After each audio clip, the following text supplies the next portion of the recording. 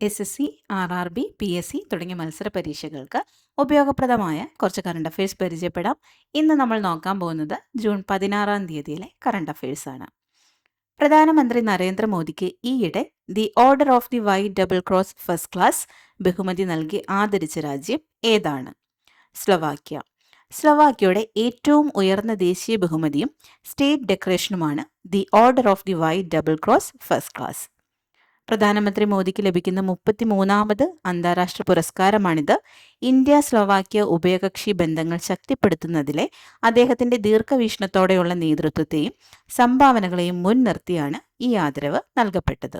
Viksit Bharat youth parliament 2026 ആരംഭിച്ചത് ഏത് മന്ത്രാലയമാണ്? യുവജനകാര്യ കായിക മന്ത്രാലയം. യുവജനകാര്യ കായിക മന്ത്രാലയമാണ് ന്യൂഡൽഹിയിൽ വെച്ച് വികസിത് ഭാരത് യൂത്ത് പാർലമെന്റ് 2026 ആരംഭിച്ചത്. ജനാധിപത്യ പ്രക്രിയകളിലും ഭരണകാര്യങ്ങളിലും പാർലമെന്ററി ചർച്ചകളിലും യുവാക്കളെ പങ്കാളികളാക്കുക എന്നതാണ് ഇതിന്റെ പ്രധാന ലക്ഷ്യം.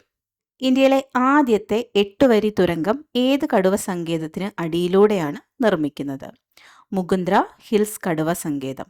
രാജസ്ഥാനിലെ മുകുന്ദ്ര ഹിൽസ് കടുവ സങ്കേതത്തിന് അടിയിലാണ് ഇന്ത്യയിലെ ആദ്യത്തെ 8 വരി തുരങ്കം വരുന്നത്. ഈ കടുവ സങ്കേതം ദര വൈൽഡ് ലൈഫ് സാങ്ച്വറി എന്നും അറിയപ്പെടുന്നുണ്ട്. ഇന്ത്യയിലെ ആദ്യത്തെ സമ്പൂർണ്ണ ഡിജിറ്റൽ സെൻസസ് ഏതു വർഷത്തിലാണ് നടക്കുന്നത്? 2027. വിവരശേഖരണം 2 ഘട്ടങ്ങളായാണ് നിശ്ചയിച്ചിരിക്കുന്നത്. 1ാം ഘട്ടമായ വീടുകളുടെ സെൻസസ് കേരളത്തിൽ 2026 ജൂലൈ മാസത്തിലും 2ാം ഘട്ടമായ ജനസംഖ്യാ കണക്കെടുപ്പ് 2027 ഫെബ്രുവരിയിലുമാണ് നടക്കുക. അടുത്തിടെ US-ഉം ഇറാനും തമ്മിൽ ഒപ്പുവെച്ച ചരിത്രപരമായ താൽക്കാലിക സമാധാന കരാറിന് മധ്യസ്ഥത വഹിച്ച പ്രധാന രാജ്യങ്ങൾ ഏതെല്ലാമാണ്? പാകിസ്ഥാൻ, ഖത്തർ. US-ഉം ഇറാനും തമ്മിൽ ഏകദേശം 4 മാസത്തോളമായി തുടർന്നു പോന്ന ശക്തമായ യുദ്ധത്തിന് അറുതി വരുത്താൻ ലക്ഷ്യമിട്ടുള്ള ചരിത്രപരമായ താൽക്കാലിക സമാധാന കരാർ ധാരണ 2026 ജൂൺ 14 ഔദ്യോഗികമായി പ്രഖ്യാപിക്കപ്പെട്ടു. ബ്രിട്ടീഷ് കാലത്തെ രീതികൾ ഒഴിവാക്കി സേനയെ ഇന്ത്യൻ വൽക്കരിക്കുന്നതിനായി ഇന്ത്യൻ കരസേന അടുത്തിടെ പുറത്തിറക്കിയ പുതിയ പരിഷ്കാരം ഏതാണ്?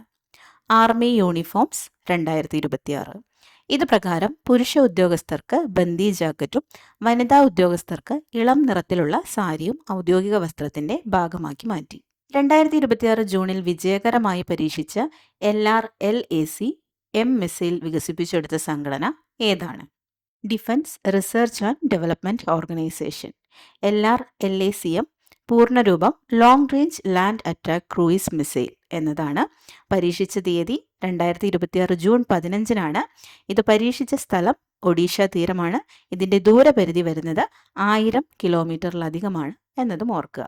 വന്യമൃഗശല്യം കാരണം ദുരിതത്തിലായ മലയോര കർഷകരെ പുനരധിവസിപ്പിക്കുന്നതിനായി വനം വകുപ്പ് നടപ്പിലാക്കുന്ന പദ്ധതി ഏതാണ്? നവകിരണം പദ്ധതി.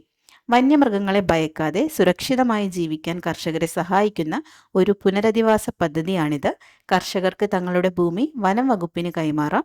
ഇതിനു പകരമായി ഒരു യൂണിറ്റിന് 15 ലക്ഷം രൂപ വീതം നഷ്ടപരിഹാരമായി വനം വകുപ്പ് നൽകുന്നു. ഇതുപോലുള്ള കറണ്ട് അഫയേഴ്സിനായി ചാനൽ ഫോളോ ചെയ്യുക. Thank you.